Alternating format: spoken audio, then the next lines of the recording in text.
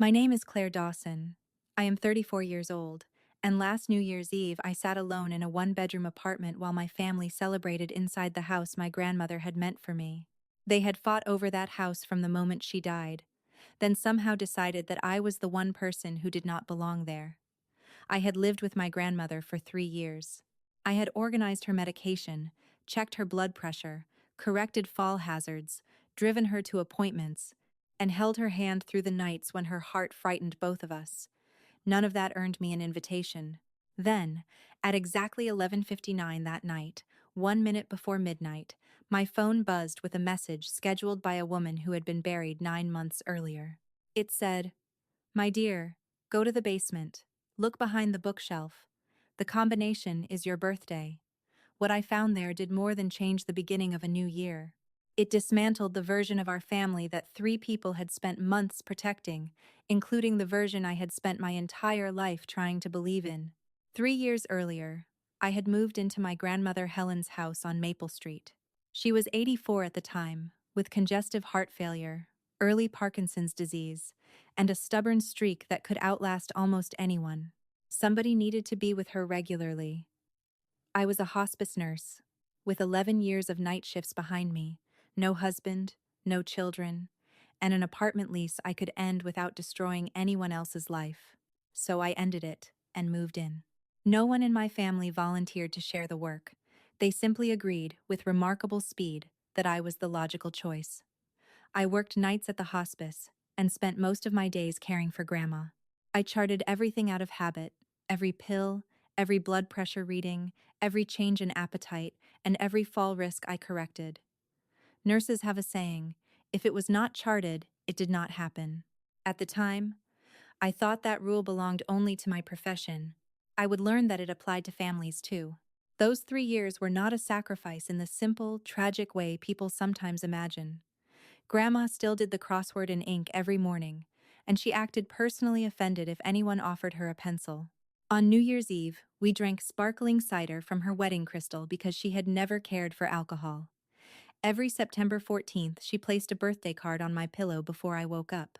My parents usually remembered my birthday around the 17th, after one of them noticed the date, and my Aunt Judith never remembered it at all. Judith was my father's sister. She visited Grandma about once a month, always on a Sunday, and usually for exactly as long as it took her to drink 1 cup of coffee. She would kiss Grandma's cheek, complain about gas prices, and leave with one of Grandma's checks folded inside her purse. I noticed the pattern, but I said nothing. Silence felt easier than accusing my aunt of taking advantage of her own mother. That was my first serious mistake, and eventually I paid for it with my home, my reputation, and nearly my career. The summer I moved in, Judith arranged for Grandma to sign a financial power of attorney, naming Judith as her agent. She presented it over pot roast as if she were taking a burden off my shoulders. "Money is family business, sweetheart," she told me. "You just handle the nursing." I want to be clear. I saw the warning sign. I was not naive, and I did not approve quietly. That same week, I asked my father, Michael, to consider hiring a neutral fiduciary, someone licensed, bonded, and subject to oversight. Dad looked at me as if I had proposed hiring an armed guard for Sunday service. "Judith sells insurance, Claire. She understands paperwork. Do not make this ugly." My mother gave me the advice she had given me since childhood. "Do not make waves, honey. It is 2 against 1." Grandma signed what her children put in front of her. At 84, she chose her battles carefully, and I think she was saving her strength for something they could not yet see. I had no legal authority to stop the appointment, so I did what I knew how to do. I watched, and I kept my own records. What I did not notice then was that Grandma had begun keeping records of her own. A blue cloth notebook stayed in the drawer of her nightstand, and I assumed she used it for crossword clues or unfamiliar words she wanted to remember. At night, she wrote in it slowly, pressing the pen to the page with hands that no longer obeyed her easily. One evening, while I was sorting her medication into the weekly organizer, she watched me for a long moment and said, "When the time comes, remember that your birthday matters to me. Nothing in this house is an accident." I treated it as the affectionate mystery of an elderly woman. I kissed her forehead, told her good night, and went to get ready for work.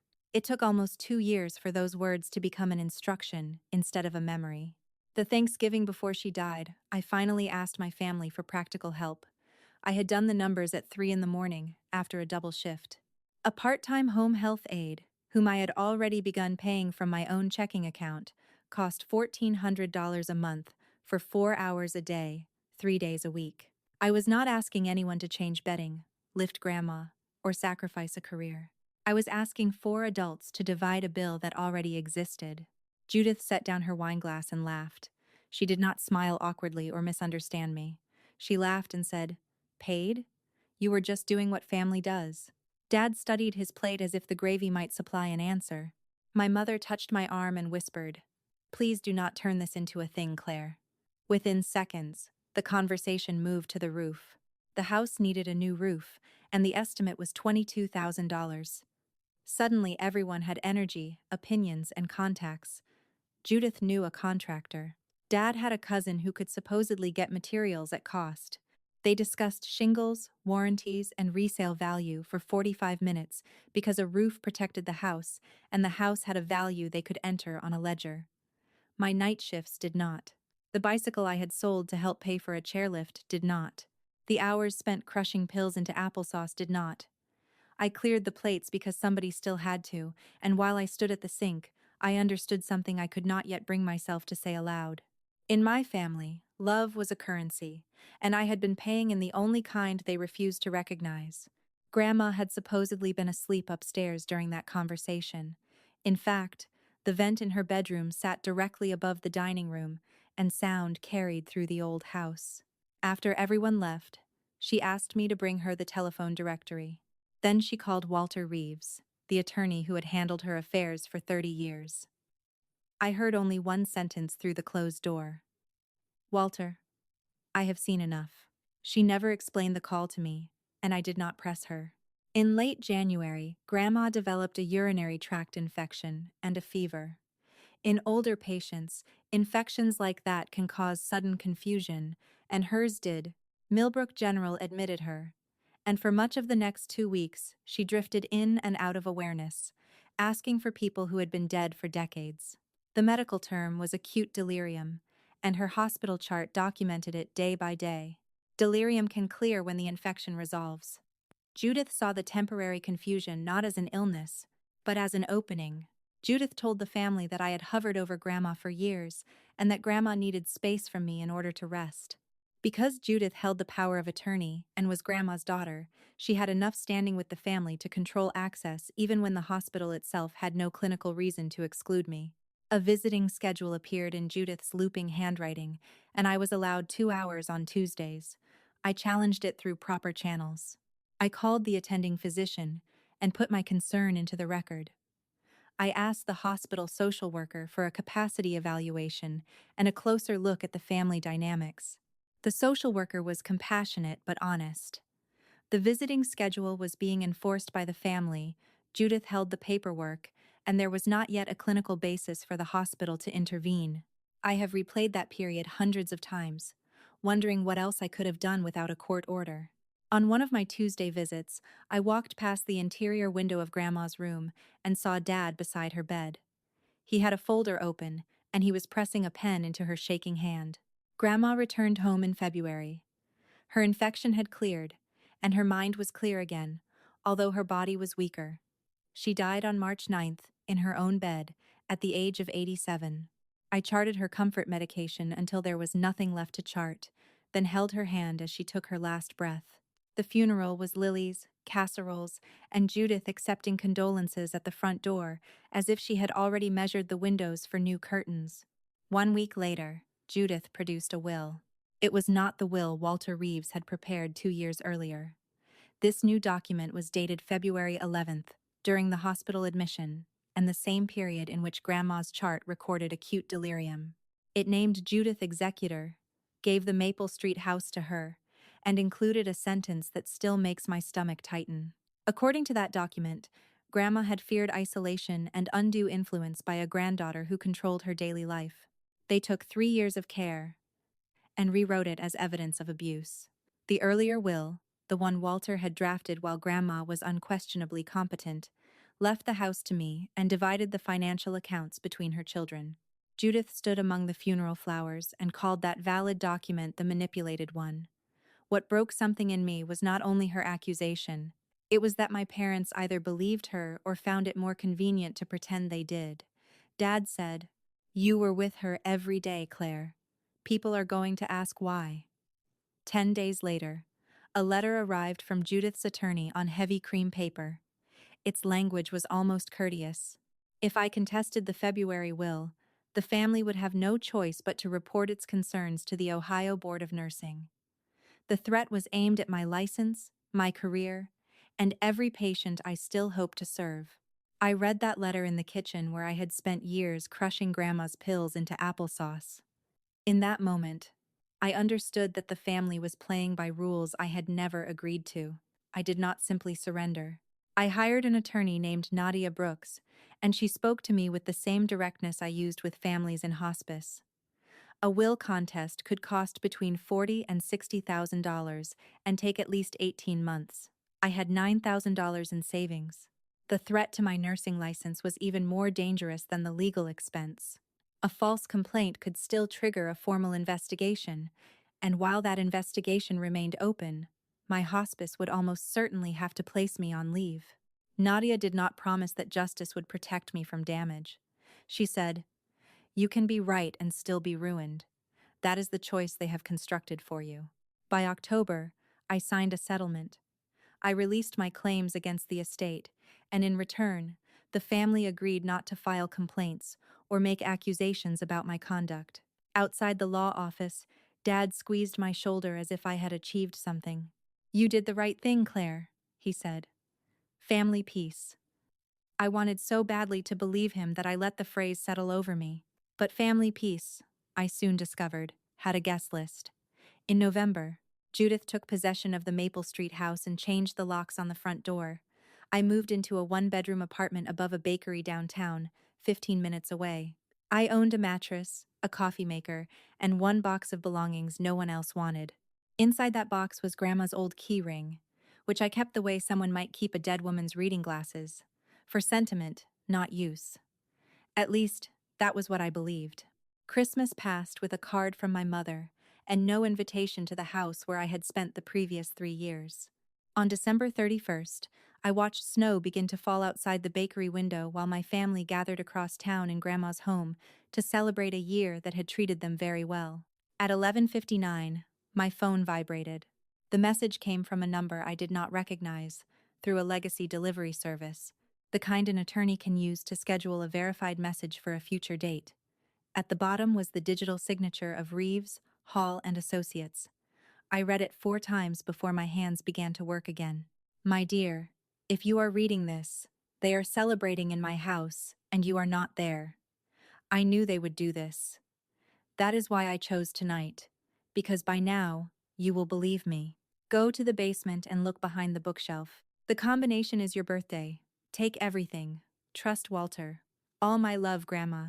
Fireworks went off somewhere a few blocks away. I sat on the edge of my bed with my coat half on, arguing with myself. The house was not legally mine. The front locks had been changed.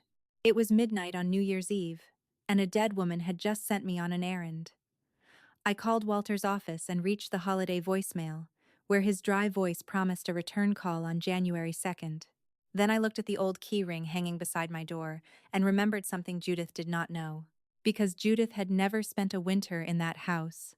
The front door was not the only entrance. Beneath the lilac bush on the side of the house were slanted steel cellar doors, secured by a padlock older than my father. The small brass key to that lock was still on Grandma's ring. I had sat with hundreds of people near the end of their lives, and one thing I knew was that the dying rarely wasted their final arrangements.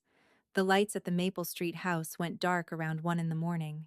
At 1:20, I parked 2 streets away and walked through the snow. The old padlock resisted for a moment, then opened.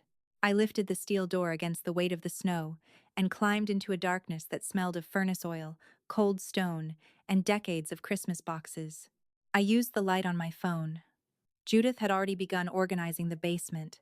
Boxes were stacked against the wall and labeled in her handwriting with the names of the grandchildren, as if she were preparing to distribute a history she had inherited by force. One box had once carried a strip of masking tape with my name written in Grandma's hand. The tape had been peeled away, leaving only a gray, sticky shadow. I allowed myself exactly 5 seconds to feel it. Nursing teaches you to schedule emotion when the work cannot wait. The oak bookshelf stood against the north wall, heavy as a piano and filled with paperback westerns and old condensed books no one had opened in years. It took me almost 10 minutes to notice that it did not sit flush with the wall. Painted hinges ran along one side.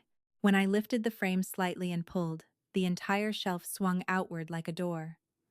Behind it, set into the wall of the old coal room, was a gray steel safe with a dial. I knelt in the dust and entered 0914. September 14th, my birthday. It was not Dad's birthday, not Judith's, and not even Grandma's. Mine. The handle turned. Inside were a blue cloth notebook, a thick folder with typed labels, and 2 envelopes, addressed in Grandma's careful handwriting. The first read, "For your shield." The second read, "To end it, only if you must." I did not open any of it in the basement. I placed every item in my tote bag, photographed the empty safe and the open shelf exactly as I had found them, locked the cellar doors behind me, and drove back to my apartment. My heart was beating in a rhythm I would have monitored closely in a patient. At the kitchen table, while the bakery ovens began warming the floor below me, I opened the envelope marked, "For your shield." The first documents were bank statements addressed to Helen Dawson and requested by Helen Dawson. They were her copies of her own accounts, something no financial power of attorney could prevent her from ordering. In shaky yellow highlighter, she had marked one withdrawal and transfer after another. Beginning in the same month, Judith obtained the power of attorney. $1,200 here, $3,000 there. A quiet and steady drain totaling nearly $40,000 over 3 years. Beside each transaction were Judith's initials. Under the statements were 3 signed promissory notes spread across 8 years, $15,000, $20,000, and $28,000. Judith had borrowed $63,000 from her mother and had not repaid a single dollar. Beneath those notes was a sealed hospital envelope. Grandma had exercised her patient rights and requested her own medical records from the January admission. The chart entry for February 11th, the day the replacement will was supposedly signed, documented acute delirium, a positive confusion assessment that morning, and orientation to person only. It did not by itself decide the entire case, but it was exactly the kind of contemporaneous medical record a probate court would take seriously. The final typed document was a letter from Reeves, Hall, and Associates, dated March 1st. It confirmed Grandma's appointment to revoke the purported February will. The appointment was scheduled for March 17th. She had died on March 9th, 8 days before she could sign the revocation. At the bottom of the folder was another letter in Grandma's handwriting, dated during the final week of February. The outside said, "Read me first, my dear." Of course, I had already examined the evidence before allowing myself to feel anything, and that mistake was so completely me that I could almost hear her laughing. Her letter said she had seen every check Judith folded into her purse. She had heard the Thanksgiving conversation through the bedroom vent, including the discussion about the roof and the remark about what family does. She remembered the papers brought to her hospital bed during the worst of her confusion. Every time she tried to stop her children, they moved faster than her aging hands, so she made copies. "I was a teacher," she wrote. "I always kept a record of who did the work and who copied the answers." Grandma explained why she had chosen New Year's Eve. "Grief," she wrote, "makes people loyal, and loyalty can make them blind." She knew I would remain loyal long past the point of reason. By New Year's, after being excluded from the house and from the family gathering, I would finally be ready to see them clearly. The first folder contained everything she believed a fair judge would need. The second envelope contained more, and she prayed I would never have to use it. "I know my children," she wrote. "Use the first to clear your name. Open the second only if they refuse to stop." Then she addressed the cost of doing so. Folded inside the letter was a paid-up life insurance policy worth $50,000, with me as the beneficiary. The money was meant for Nadia's legal bills, not for a settlement purchased in the name of peace. Grandma ended with the instruction I had needed my entire life. You have spent too long earning a seat at a table that was never going to be offered to you. Stop earning it. Protect yourself first. All my love. All my life. I saved the blue notebook for last. It was not evidence in the same way as the bank statements or medical chart. It was a witness. Page after page covered 3 years, but Grandma had not recorded her symptoms or medication. She had recorded me. One entry said I had worked all night, driven her to an appointment with Dr. Monroe, and slept in the waiting room chair while insisting I was not tired. She had added one word: liar. Another entry noted that I had sold my good bicycle and that a new chairlift appeared a few days later. She thinks I believe in coincidences, Grandma had written. On another date, she recorded that Judith had visited for 50 minutes and left with a check. Then she wrote, Claire visited no one. She lives here, she is the check. It was the ledger my family had never bothered to keep, the one in which night shifts, applesauce, sold bicycles, and interrupted sleep all counted. On the last written page, in ink that wobbled but never stopped, Grandma had written a single sentence larger than the rest. They counted everything, except what counted. I sat above the bakery with snow moving past the streetlight and held the notebook the way I had held her hand on March 9th. Between the final pages, I found a sealed birthday card with my name on it. It was dated in February, 7 months before the September birthday she already knew she would not see. Beneath the printed roses, she had written, "The house was never theirs to fight over." At 2 in the morning, I thought it was a statement of love. Later, I learned it was also a statement of law. For the moment, however, the second envelope remained on the table, thick and unopened, like a weapon I had been told not to touch. I turned the envelope marked, "To end it. Only if you must," beneath the kitchen light. It was thick enough that I could feel the edge of a copied document pressing against the paper. My thumb found the seam, but I stopped. In hospice, we do not begin with the strongest medicine. We give what the moment requires and keep the most serious dose secured, because once it is given, it cannot be taken back. Grandma had pressed her warning so deeply that I could feel the grooves. She knew that on the loneliest night of my life I might open it simply to feel armed. Instead, I placed it in the fireproof lockbox with my passport and nursing license, slid the box beneath my bed, and left the seal intact. The choice was not easy. I stayed awake until the heat from the bakery ovens began rising through the floorboards. My thoughts kept circling a safe that opened with my birthday and a woman who had organized her defense from a hospital bed. On January 2nd at 8 in the morning, I stood outside Nadia's office with a tote bag full of Grandma's documents. The second envelope remained under my bed, and it would stay sealed for 91 days. Nadia's office was above the county title company, and her coffee tasted like a legal strategy, bitter, effective, and offered without cream.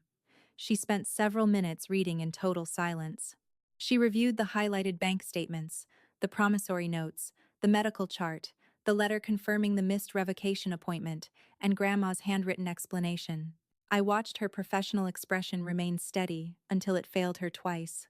"Acute delirium documented on the signing date," she said at last. "A revocation appointment already scheduled when she died, and an agent under a financial power of attorney writing herself checks for 3 years. Nadia aligned the pages carefully before continuing. "Claire, a settlement induced by fraud may be challenged. If these records authenticate the way they appear to, what you signed in October may not survive." She did not pretend that one folder would make the problem disappear. First, every document had to be authenticated through Walter Reeves or another reliable source. Then she would seek an order preserving the safe, the bookshelf, and the house, so nothing developed a convenient habit of vanishing. After that, she could petition the probate court to reopen the estate and challenge both the February will and the October settlement. The process would be slow, procedural, expensive, and public. In a town our size, my name would appear beside my family's on a court docket. Nadia asked whether I was ready for that.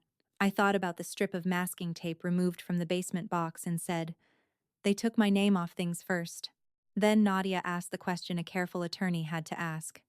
"Is this everything you removed from the safe?" The truthful answer was no, but I was not ready to surrender the decision Grandma had left to me. I said, "Not yet."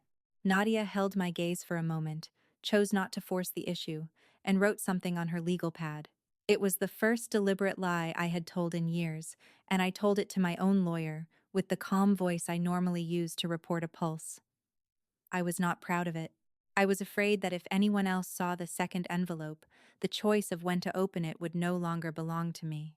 Ohio is particular about how wills are executed, and in this case, that precision mattered. The February will listed two witnesses who were supposed to have been present when Grandma signed.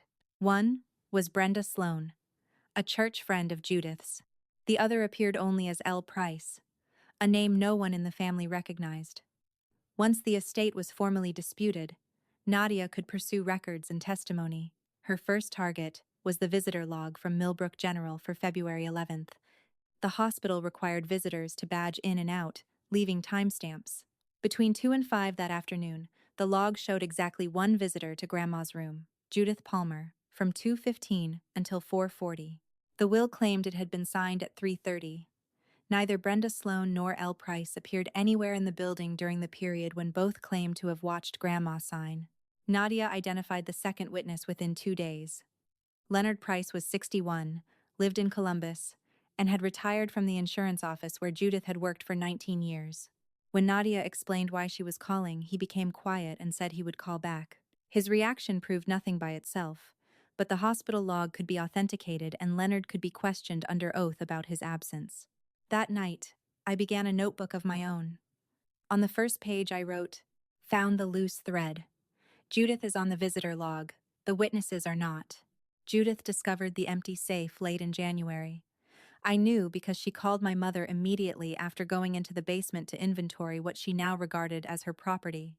The dust around the oak shelf showed drag marks, the concealed hinge had swung, and the safe door stood open.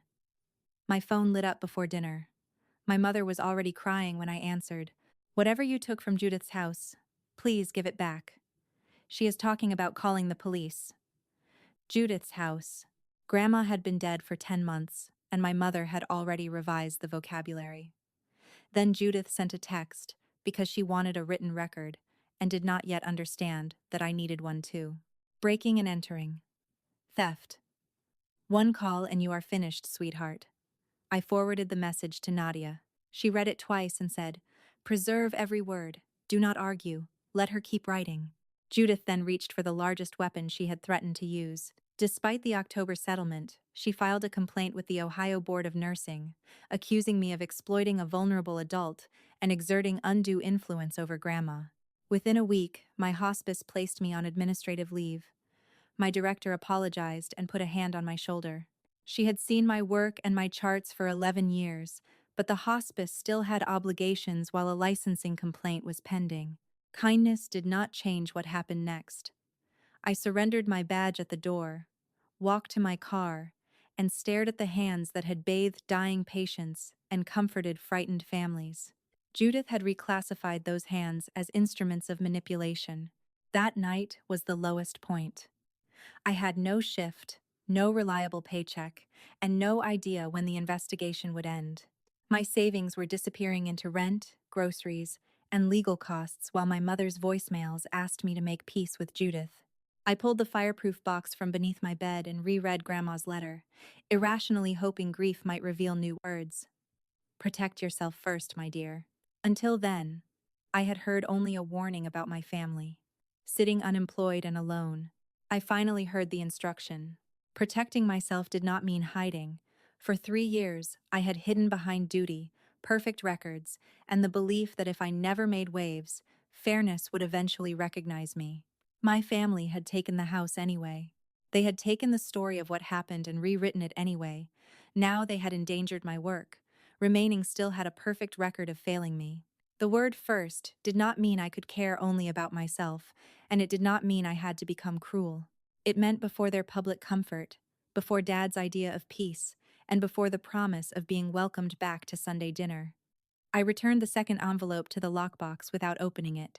Then, at 10 that night, I called Nadia. She answered on the second ring as if she had expected the call since January 2nd. File it, I told her. The petition, all of it. She said Monday, and I heard paper moving as she reached for her notes. An hour later, Nadia called back. Attorneys do not usually call at 11 at night, unless something important has shifted. Walter Reeves had returned from visiting his sister in Florida, she told me, and he had been waiting for me to contact him since New Year's. We met him at his office that Saturday. He wore a cardigan and still kept carbon paper in a drawer in case modern civilization failed. When I placed Grandma's folder on his desk, he touched its edge as if it were part of a headstone. She sat exactly where you are sitting, he said. Once after a family dinner in November, and once she called me from the hospital in February. Then he confirmed the facts in the flat, careful voice of a man who wished they were less painful. The will Walter had drafted 2 years earlier was the last valid instrument he had prepared for Grandma. It left the Maple Street house to me, and divided the financial accounts between her children. Once the infection cleared in February, Grandma called him from Millbrook General with her mind sharp again.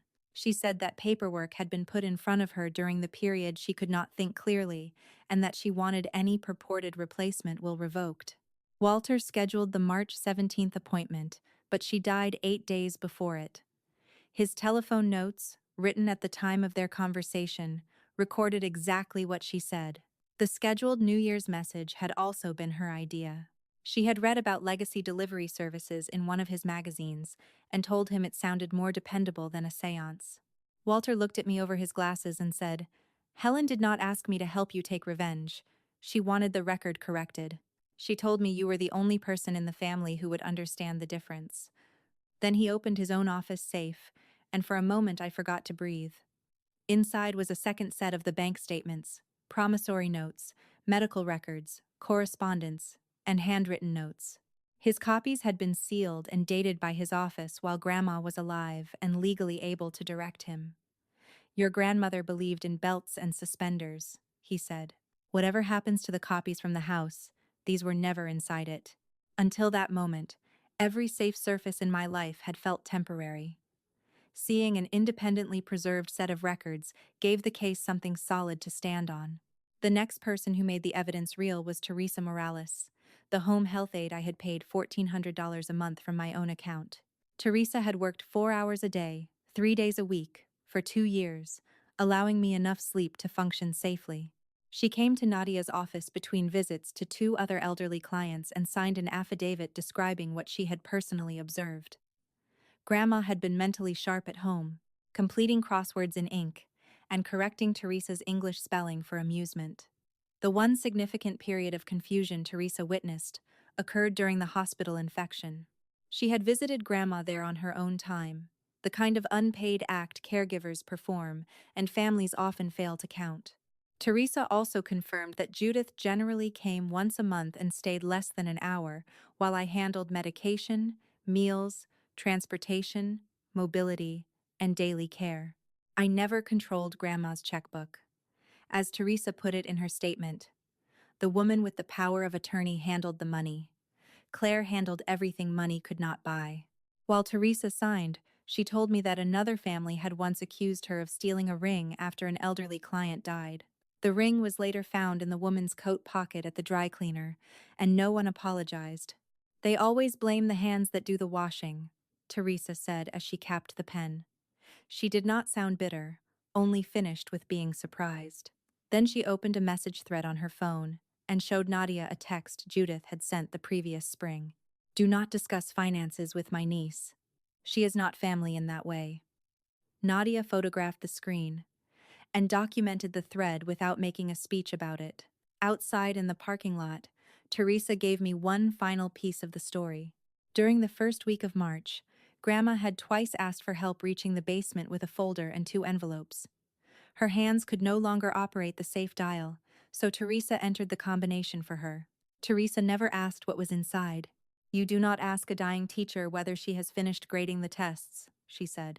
On the first Monday in February, Nadia petitioned the probate court to reopen the estate, set aside the October settlement for fraud, and invalidate the February will based on improper execution, documented incapacity on the signing date, and undue influence. The claim still had to be proved through records and sworn testimony.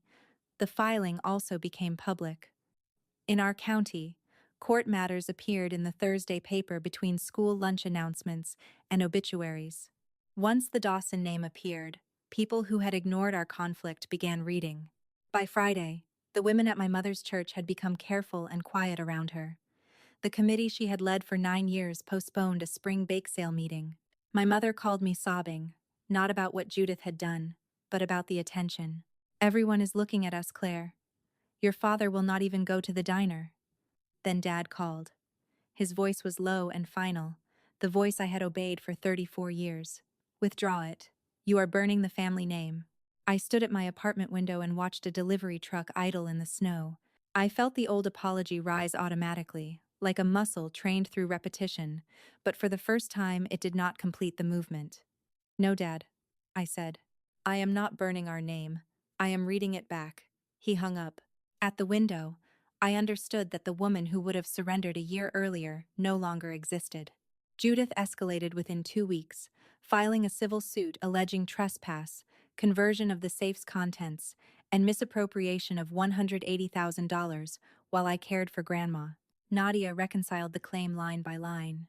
My payments to Teresa, medication costs, the chairlift, and the accessibility ramp came from my account and had receipts. The $22,000 roof came from Grandma's account, but Judith had approved that transfer under the power of attorney. Her initials were on it. Roughly $103,000 of what Judith called missing money matched two categories almost exactly: the withdrawals carrying her initials and the 3 promissory notes bearing her signature. Nadia leaned back and said, "She is suing you for money the records indicate she took. There is something almost elegant about it." Elegant did not mean harmless. The nursing board sent me formal notice that an investigation had opened and gave me 90 days to respond. My checking account fell below $4,000. Grandma's insurance proceeds flowed into Nadia's firm exactly as Grandma had instructed, for the legal fight, not for peace. Late winter became fear delivered through paperwork. Every morning seemed to bring another envelope, deadline, allegation, or request for documentation. In March, almost 1 year after Grandma died, the court appointed a mediator and scheduled a session. 4 days before the mediation, Dad asked me to meet him for dinner. He did not choose the Maple Street house. He chose the Starlight Diner on Route 9, neutral territory with cracked red booths, where difficult conversations in our county seemed to arrive eventually. Dad ordered coffee and never drank it. He looked older than he had a year earlier. And letting myself notice that hurt in exactly the way it should, he slid a folded page across the table and said Judith was willing to be reasonable. Under the proposed agreement, she would withdraw the nursing complaint, dismiss the civil suit, and give me 1/3 of the house's value after she sold it. In return, I would withdraw the probate petition, return every document, and put the entire dispute back in its box. Dad added the part he knew mattered most to me. "Your mother misses you. This could all be over by Easter. We could have Sunday dinners again." I will admit that the offer affected me. 1/3 of a house and the thought of my mother's pot roast felt like water offered in a desert. Then Dad placed his hand over mine and destroyed the illusion because he could not resist adding, "Some papers are better burned, Claire, for everyone's sake." I looked at his hand and understood that he knew something about the sealed envelope. Maybe he did not know everything inside it, but he knew enough to fear a second set of documents with his fingerprints on them. The dinner was not an attempt to repair a relationship. He was negotiating for the match. Back at my apartment, I pulled the lockbox from beneath the bed and held the envelope under the kitchen light. "Only if you must" was still pressed into the paper. I told Grandma, "Not yet," and put it back. But I could feel the meaning of must approaching the way an old injury can sense weather. 2 days before mediation, Leonard Price sat for a deposition, and the crack in Judith's version of events opened completely. Nadia placed the hospital visitor log in front of him, showing every badge entry for the afternoon of February 11th. His name was absent.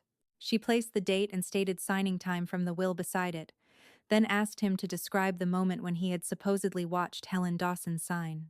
Leonard was 61, retired, and a grandfather himself. He studied the visitor log for a long time before choosing the truth he would have to live with. He admitted that he had signed the witness line the following week at Judith's kitchen table in Columbus. Judith told him the signature was a formality, that her mother had already signed in front of her, and that the paperwork merely needed to be made tidy. Leonard had never met Grandma, and had never entered Millbrook General. His admission was given under oath and transcribed. Afterward, Nadia called me from her car. "The February will has a fatal execution problem," she said. "One of its witnesses has admitted he was not present. Everything built on that document, including the settlement and the transfer of the house, is now exposed." She still did not promise a court outcome, but for the first time, the legal structure supporting Judith's claim looked less like stone and more like sand at high tide. After the call, I stood very still in my kitchen and thought about the birthday card hidden under the printed roses. The house was never theirs to fight over. Grandma had written it in February after watching a will get manufactured around her hospital bed. By then, she had already requested her bank statements and medical chart. She had written a birthday card like a prophecy because she had never believed anything important in that house happened by accident. That evening, Judith's lawyer asked to speak privately with Nadia before mediation and confirmed that my parents would attend, including Dad. I knew then that the session was not only about documents. My family would place belonging itself on the table and ask me to trade for it. The night before mediation, I ironed my nursing scrubs. I was still on administrative leave, and my badge remained in an office at the hospice, but the uniform was not a costume. It was the truth they had tried to turn against me, and I wanted that truth on my body. My job had taught me to keep records, remain calm when a room became frightened, and outlast the night shift. Then I packed my bag the way I used to prepare a medication cart, placing everything in the order it might be needed. The shield folder went on top. Bank statements, promissory notes, the hospital chart, the visitor log, Leonard's deposition, Teresa's affidavit and saved message, and Walter's authenticated file. The blue notebook rested in the middle, not as a substitute for legal proof, but as ballast.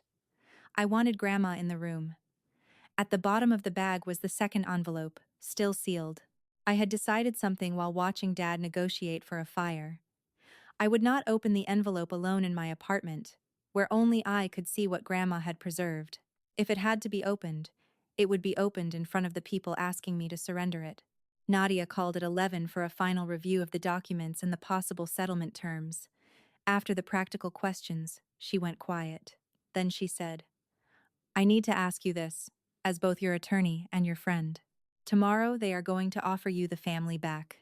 The complaint and the lawsuit are bargaining chips. Their strongest card is Sunday dinner.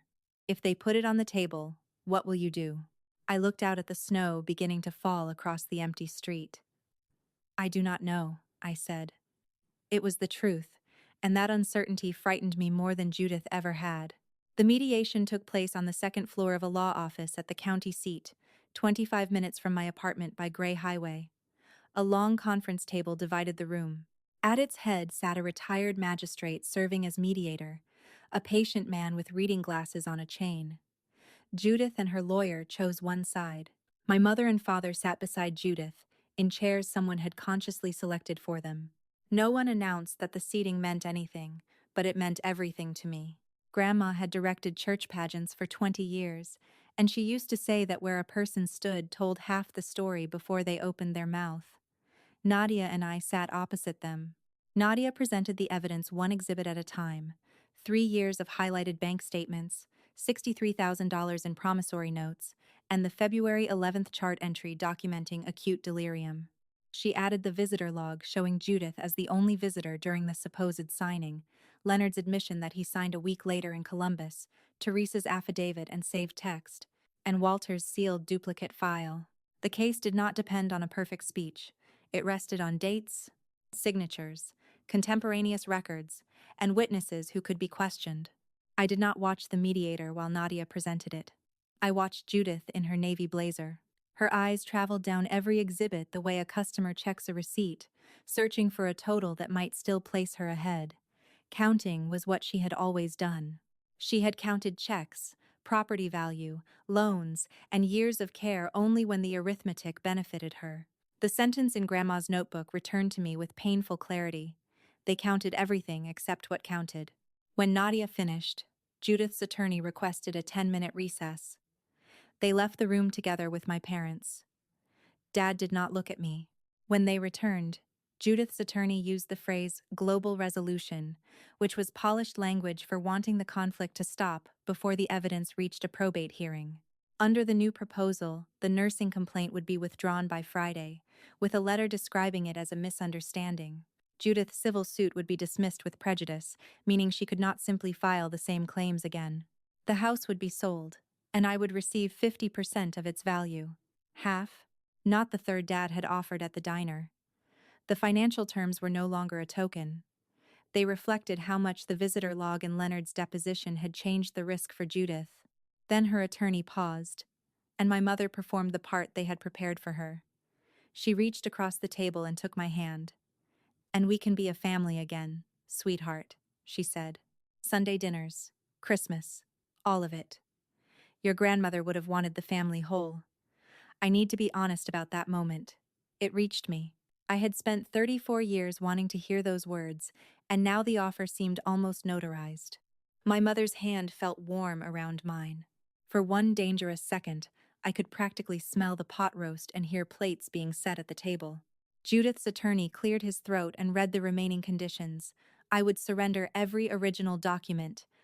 Everyone would sign what he called a family non-disclosure agreement, covering all matters connected to the estate. Then he reached the final condition. The surrender requirement included any evidence not yet produced or filed, including sealed materials. I watched Dad lower his eyes to the table, and I understood who had told them. At the diner, I had not confirmed what the second envelope contained, but I had allowed him to see that I did not deny its existence. They were offering me half a house and my mother's hand in exchange for an envelope none of them had opened. The envelope rested at the bottom of my bag like a held breath. Grandma's instruction returned to me. Protect yourself first. For the first time, I understood the full weight of that last word. First meant before their peace, before Dad's comfort, and before a Sunday dinner offered only on the condition that I help erase the truth. I asked the mediator for a minute. Then I reached into my bag, removed the still-sealed envelope, and placed it on the table. I looked at Grandma's handwriting the way a nurse looks at a medication she had hoped to leave secured. To end it, only if you must. My mother's hand remained extended toward me. Dad's face lost its color. "Claire," he said quietly. "Think." I did think. I thought about 3 years of night shifts, the gray shadow where my name had been removed from a box, and a dying woman ordering her own bank statements because no one else was coming to protect her. Then I broke the seal in front of all of them. I removed photocopies of checks bearing Judith's signature and initials. On the backs of 2 checks, where a second authorization had been required, was Dad's name in Dad's handwriting. Beneath those copies was a 1-page handwritten letter dated in late January and addressed from Michael Dawson to his mother at Millbrook General. For a few seconds I could not make myself read it aloud, so Nadia did. "I could not sign Judith's papers, Mom. Keep the peace. Do not leave a mess for us to fight over. Claire will manage. She always does." The sentence did not accuse me of misconduct. It revealed the role Dad had assigned me in his own mind. I would absorb the work, the blame, and the consequences, because I always had. When Nadia finished, I repeated the last 2 lines in the calmest voice I could find. "Claire will manage. She always does." My mother withdrew her hand and folded it into her lap. No one shouted. Rooms like that do not always explode. Sometimes the only sounds are a pen moving over paper, someone breathing carefully, and a man staring at his own handwriting as if it has returned from somewhere he hoped it would remain buried. "No deal," I said. "No half, no non-disclosure agreement, and no surrender of the record. Every page gets corrected in court, if that is what it takes. That was Grandma's last wish, and it is mine too." I passed the envelope to Nadia so the documents could be preserved and used through the proper probate process. I knew the price as soon as it left my hands. Some things cannot be placed before a neutral third party and then privately taken back. A father's trust is one of them. I chose the record, and in doing so, I lost the man I had spent my life trying to please. I would make the same choice again. Judith was the first person to raise her voice. What came out was not legal strategy. It was decades of resentment finding a crack. She stood, despite her lawyer's hand on her sleeve, and said she had cared for her father for 6 years. She had watched him decline and fed him with a spoon while her brother played softball and my mother went about her own life. When her father died, Judith said, all she received was a prayer card. No one left her so much as a teacup. For one painful moment, I saw her clearly as a younger woman standing in a kitchen after midnight, calculating what her family owed her and realizing no one intended to settle the account. This family has never paid a woman for what she does, Judith said, more quietly now. So I paid myself. That is all I did. I took what I was owed. Every word about the unpaid labor in our family contained truth. None of it excused taking money from Grandma, manufacturing a will, threatening my license, or sending the bill for her old wound to me. I do not remember planning my answer. I said, I am sorry for the young woman you were, Judith. I mean that. But you charged the wrong person. She lowered herself back into the chair. Then I returned the sentence she had given me at Thanksgiving. You told me I was just doing what family does. You were right. I was. Someone in this family had to. The mediator removed his glasses and ended the session without an agreement. Dad still had not looked up. The second envelope was preserved for the probate proceeding instead of being traded away privately. Mediation had not produced a judgment, and my words had not decided the case. The result would come through authenticated exhibits, sworn testimony, legal briefing, and court review. 6 weeks later, the outcome arrived in 3 separate envelopes, which felt like Grandma arranging one final joke. The first came from the probate court. The February will was invalidated for improper execution, with Leonard's deposition and the hospital visitor log resolving the witness problem, and the delirium chart reinforcing the challenge to the circumstances of signing. The October settlement was set aside because the agreement had been obtained while the family concealed the fraud underlying the replacement will. Walter's 2-year-old will, the last valid instrument, was restored. Under it, the Maple Street house passed to me, and Grandma's financial accounts were divided between her children, subject to adjustments ordered in the estate accounting. Every documented dollar Judith had transferred under the financial power of attorney, together with the $63,000 reflected in her signed promissory notes, was charged against her share. Her inheritance did not cover the total. By the end of that Tuesday, Judith owed money back to the estate. Her civil suit against me lost the foundation on which it had been built, and the financial records were referred to the county prosecutor for review under Ohio's elder exploitation laws. A referral was not the same as a conviction, and I did not pretend otherwise. It did mean that the conduct would be reviewed outside the family, by people Judith could not silence with an invitation to dinner. That was the substance of the second envelope that followed. Notice of a criminal investigation bearing Judith's name. Her insurance license was suspended while the matter was pending, and her employer reorganized her position into retirement by June. I did not celebrate that part. When you spend enough nights with dying people, you lose your appetite for watching a life collapse, even when the person built the structure that fell. Judith had harmed Grandma and tried to ruin me, but I could still recognize the human damage without volunteering to save her from its consequences. Accountability was not the same thing as pleasure. The third envelope carried the letter that made my hands shake most.